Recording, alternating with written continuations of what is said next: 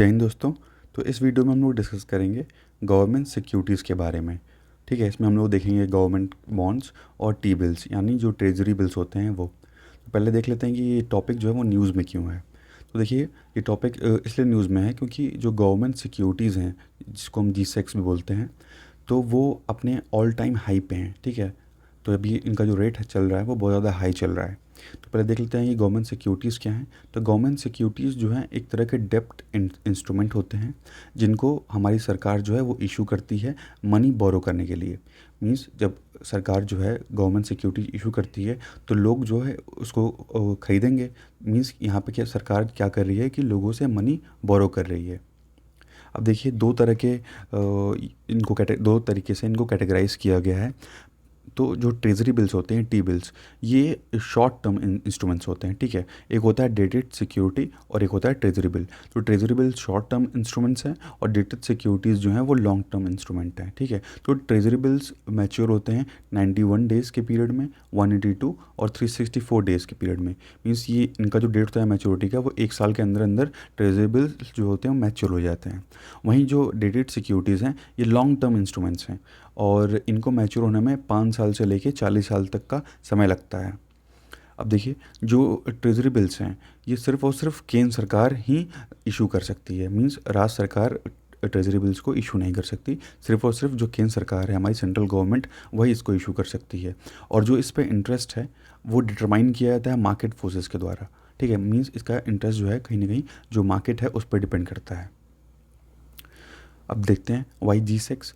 तो देखिए, जो बैंक में जो फिक्स डिपॉजिट होता है तो बैंक के फिक्स डिपॉजिट पे टैक्स नहीं लगता। ठीक है, मींस आप अगर बैंक में फ़िक्स डिपॉजिट एफडी किए हैं तो आप उससे जितना भी इंटरेस्ट कमाएंगे, अर्न करेंगे, उस पर आपको कोई टैक्स नहीं देना होगा। लेकिन अगर हम गवर्नमेंट सिक्योरिटीज़ से अर्न करते हैं तो यहाँ हमें टैक्स देना पड़ता है। गवर्नमेंट सिक्योरिटीज़ जो हैं वो टैक्स फ्री नहीं होती। लेकिन ये जो गवर्नमेंट सिक्योरिटीज़ हैं ये सेफेस्ट फॉर्म ऑफ इन्वेस्टमेंट इनको कंसिडर किया जाता है क्योंकि यहाँ पे गारंटर कौन है, तो गारंटर खुद जो है गवर्नमेंट है, गवर्नमेंट ही इशू कर रही है। तो एक तरह से गारंटर जो यहाँ पे गवर्नमेंट है। तो जो रिस्क का जो चांसेस है वो लगभग लगभग नील हो जाता है यहाँ पे। लेकिन क्या होता है कि इसको हम कम्प्लीटली रिस्क फ्री नहीं मान सकते। क्यों? क्योंकि ये मार्केट पर डिपेंड करता है और हमको इसको जो इसका इंटरेस्ट रेट है इसमें हमेशा हमको फ्लक्चुएशन देखने को मिलता रहता है। वहीं जो बैंक का जो फिक्स डिपॉजिट है ये गारंटी करता है कि जैसे जितने भी बैंक्स हैं, तो जो भी बैंक्स होते हैं वो DICGC के अंडर में वो रजिस्टर्ड होते हैं। Means deposit insurance and credit guarantee corporation के अंडर में, DICGC के अंडर में सभी बैंक्स जो है रजिस्टर्ड होते हैं। तो अगर सपोज़ करिए अपने बैंक में, किसी भी बैंक में आपने एक जैसे 5 लाख रुपए अपने फिक्स डिपॉजिट किए और वो बैंक क्या होता है कि वो बैंक जो है करप्ट हो जाता है। मतलब मीन्स वो बैंक जो है करप्ट होता है, उसको बहुत लॉस होता है, वो आपका पैसा नहीं दे पाता है। तो DICGC जो है वो आपको 5 लाख आपका वापस कर देगा। ठीक है, या अगर आपने 4 लाख फिक्स किया था तो आपको 4 लाख मिल जाएंगे। अगर आपने 10 लाख फिक्स किया है फिर भी आपको 5 ही लाख रुपए उसमें से वापस मिलेंगे। ठीक है, तो वो जो DICGC है means deposit insurance and credit guarantee corporation, तो इसके अंडर में जितने ये बैंक रजिस्टर्ड हैं उसमें अगर आप FD कर खुलवाते हैं और अगर मान लीजिए वो बैंक डूब जाता है तो आपको जो DICGC है वो आपको 5 लाख तक जो है वो दे सकता है। अब देखिए, गवर्नमेंट सिक्योरिटीज़ यील्ड को कैसे कैलकुलेट किया जाता है।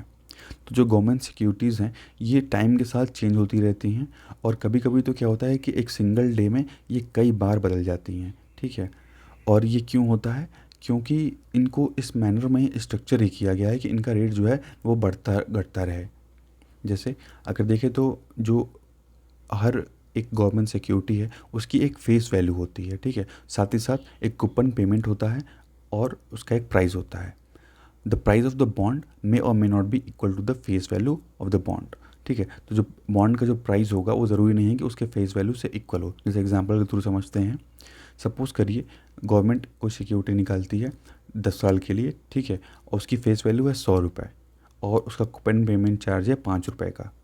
ठीक है, और अगर कोई उस एक सिंगल गवर्नमेंट सिक्योरिटी को ख़रीदता है तो इसका मतलब कि वो 100 रुपये गवर्नमेंट को आज दे रहा है और गवर्नमेंट उसको ये प्रॉमिस कर रही है कि गवर्नमेंट उसको मतलब मैच्योर होने के बाद जो है उसको 100 रुपये देगी ठीक है, 10 साल बाद जो है उसको उसके 100 रुपये वापस मिलेंगे और हर साल जो है हर साल 5 रुपये एक्स्ट्रा मिलेंगे, मतलब कि टोटल यहाँ पे हो गया 150, तो 150 उसको वापस मिलेंगे। तो at this point the face value of the GSec is equal to its price. ठीक है, तो फेस वैल्यू उसके प्राइस के इक्वल हो गई और जो उसका यील्ड है इंटरेस्ट रेट इसका हो गया टोटल 5%। अब देखिए कैसे ये अप एंड डाउन होता है। तो imagine a scenario in which government floors just GSec and 2 people want to buy it. मान लीजिए सरकार एक ही गवर्नमेंट सिक्योरिटी निकालती है और 2 लोग उसको खरीदना चाहते हैं, तो वो अपनी अपनी जो है वो अपना अपना बिड करेंगे। जैसे यहाँ देखते हैं, तो competitive bidding will ensure and the price of the bond में राइज फ्रॉम 100 to 105। मान लीजिए पहला आदमी 100 रुपये दे रहा था, तो दूसरा जो है वो 105 देने को तैयार है। तो अगर मान लीजिए और तीसरा व्यक्ति भी आता है तो वो 110 देने को तैयार है। तो इस तरीके से जो है इसका प्राइस जो है वो फ्लक्चुएट करता रहता है, बढ़ता घटता रहता है। अब देखिए जी इस सेक ईल्ड से हमको क्या पता चलता है। तो गवर्नमेंट सिक्योरिटी ईल्ड्स अगर मान लीजिए 10 साल का बॉन्ड है, going up, it would imply that lender are demanding even more from private sector. इसका मतलब ये हुआ कि जो लेंडर्स हैं वो प्राइवेट सेक्टर से और ज़्यादा डिमांड कर रहे हैं। That's because any one else is riskier when compare to government. ठीक है, अब मान लीजिए सरकार को हम पैसा अपना दे रहे हैं तो वो ज़्यादा सेफ़ है इसके मतलब कि अगर हम किसी और को देते हैं तो उसके मुकाबले में।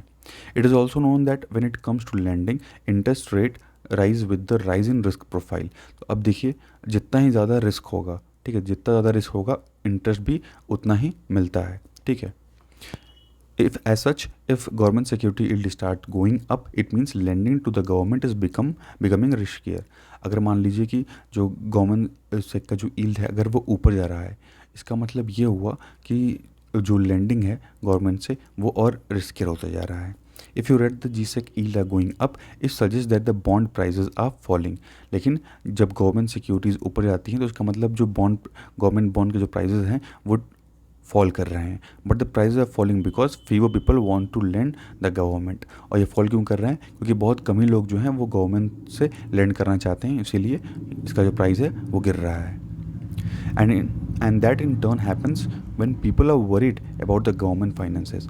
ठीक है, जब लोग जो है गवर्नमेंट के फाइनेंसेस को लेकर के अगर वो वरीड हैं तो उस कंडीशन में ऐसा हमको देखने को मिलता है। The government finance may be in trouble because the economy is flattering and is unlikely that the government will meet it expenses. ठीक है, by the reverse logic if a government finances are stored more and more people want to lend money to such a government security। अगर इसी को हम reverse में देखें तो अगर सरकार का जो फाइनेंस है वो सॉर्टेड है और तो उस टाइम क्या होगा कि ज़्यादा से ज़्यादा लोग जो है इसमें पैसा इन्वेस्ट करना चाहेंगे, इसको खरीदना चाहेंगे।